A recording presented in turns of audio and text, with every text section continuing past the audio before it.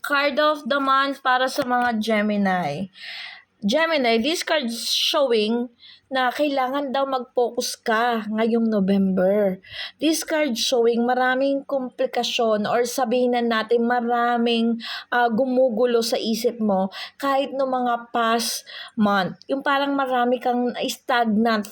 Alam mo yun, marami kang dapat gawin, maraming confused, maraming kaguluhan, hindi mo alam kung ano yung mga bagay na ipapriority mo.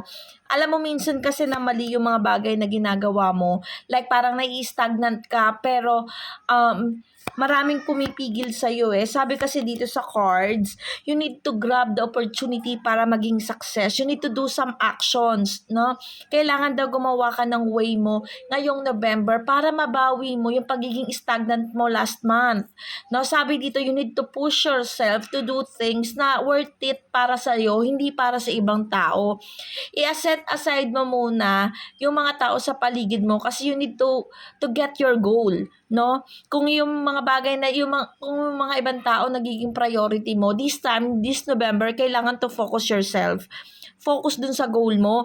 Huwag masyado maggawing complicated yung mga nasa paligid mo or yung mga sitwasyon mo sa ngayon. Kailangan magkaroon ka ng one goal para ma-pursue mo yung dapat mong gawin for you, for yourself, at para dun sa pag-growth mo.